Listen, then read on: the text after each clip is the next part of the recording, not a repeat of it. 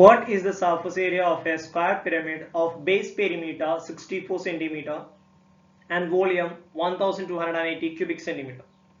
പാദ ചുറ്റളവ് 64 സെന്റിമീറ്റർ, വ്യാപ്തം 1280 ഘന സെന്റിമീറ്റർ, സമചതുരസ്തൂപികയുടെ ഉപരിതല പരപ്പളവ് കാണും.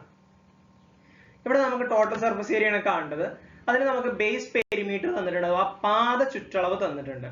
സ്ക്വയർ പെരിമീറ്റർ ആയതുകൊണ്ട് തന്നെ അതിന്റെ ബേസ് അല്ലെങ്കിൽ അതിന്റെ പാദം എന്ന് പറയുന്നത് സ്ക്വയർ ആയിരിക്കും. അപ്പൊ സ്ക്വയറിന്റെ പെരിമീറ്റർ കാണാനുള്ള ഇക്വേഷൻ എന്താണ്? 4a. അപ്പൊ 4a ഈക്വൽ ടു ആണ് 64. അതിന് a ഈക്വൽ ടു 64/4 16 എന്ന് കിട്ടും. അപ്പൊ ബേസ് എഡ്ജ് കിട്ടി, a കിട്ടി. നമുക്ക് സർഫസ് ഏരിയ കാണുന്നുണ്ടെങ്കിൽ എയും വേണം എല്ലും വേണം. a സ്ക്വയർ പ്ലസ് 2al എന്നാണ് ഇക്വേഷൻ. ഇനി അടുത്ത് നമുക്ക് തന്നിട്ടുള്ള എൽ കാണണം. അതിന് നമുക്ക് തന്നിട്ടുള്ള ക്ലൂ എന്ന് പറയുന്നത് വോളിയം തന്നിട്ടുണ്ട്. വോളിയം കാണാൻ ഇക്വേഷൻ എന്താണ്? 1/3 a സ്ക്വയർ h ആണ്. a എന്ന് പറയുന്നത് 16 ആണ്. പേനയുടെ a എന്ന് പറയുന്നത് 16 ആണ്. അപ്പൊ a യുടെ സ്ഥാനത്ത് a യുടെ വാല്യൂ കൊടുക്കുക.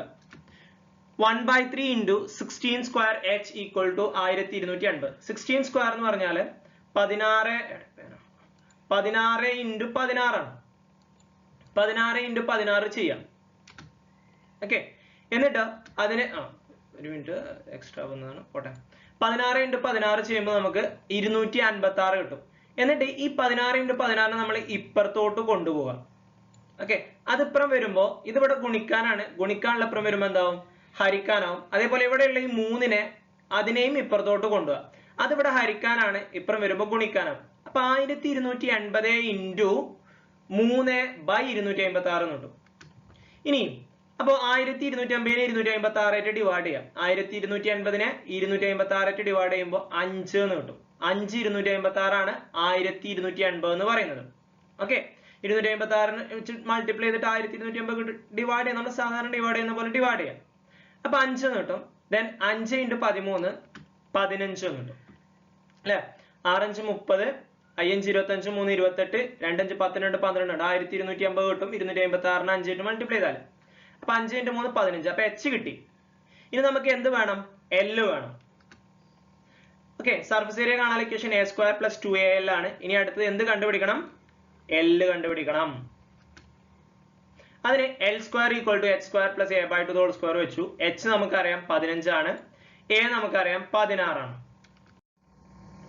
ആ വാല്യൂസ് കൊടുക്കുക. 15ന്റെ സ്ക്വയർ പ്ലസ് 16 ആണ് a, അതിന്റെ പകുതി 8.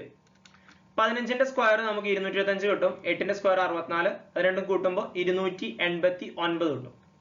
അപ്പൊ l കിട്ടി 289 അഥവാ 17 കിട്ടും. 289ന്റെ റൂട്ട് കാണുമ്പോൾ 17. 17നെ 2 പ്രാവശ്യം ഗുണിക്കുമ്പോഴാണ് 250. റൂട്ട് കാണുന്നത് നമ്മൾ പല ക്വസ്റ്റ്യനുകളിൽ പറഞ്ഞാണ്. 9ലാണ് അവസാനിക്കുന്നത്. അപ്പൊ ഒന്നെങ്കിൽ 3 അല്ലെങ്കിൽ 7. കാരണം 3ന്റെ സ്ക്വയർ 9ലാണ് അവസാനിക്കുന്നത്. 7ന്റെ സ്ക്വയറും 49 9ലാണ് അവസാനിക്കുന്നത്. 10ന്റെ സ്ക്വയർ 100, 20ന്റെ സ്ക്വയർ 400. അപ്പൊ 100നും 400നും ഇടയിലാണ്. അപ്പൊ 10നും 20നും ഇടയിൽ. ഒന്നെങ്കിൽ 13 അല്ലെങ്കിൽ 17. 13 169 നമുക്കറിയാം.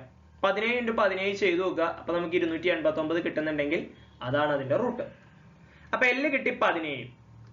ഇനി സർഫസ് ഏരിയ കാണാലോ. a സ്ക്വയർ എന്ന് പറയുമ്പോൾ 15ന്റെ സ്ക്വയർ പ്ലസ് 2 into 16 into 17. ആദ്യം മൾട്ടിപ്ലിക്കേഷൻ ചെയ്യണം കേട്ടോ. 16ന്റെ സ്ക്വയർ 256, പിന്നെ 2 into 16 2നെ 16 ആയിട്ട് ഗുണിക്കുക 32 കിട്ടും. പിന്നെ 32നെ 17 ആയിട്ട് ഗുണിക്കുക 544. 256 പ്ലസ് 544 ചെയ്യുമ്പോൾ 800 സെന്റിമീറ്റർ സ്ക്വയർ എന്ന് കിട്ടും. അപ്പൊ ടോട്ടൽ സർഫസ് ഏരിയ എത്രയാണ്? 800 സെന്റിമീറ്റർ സ്ക്വയർ. ഓക്കെ.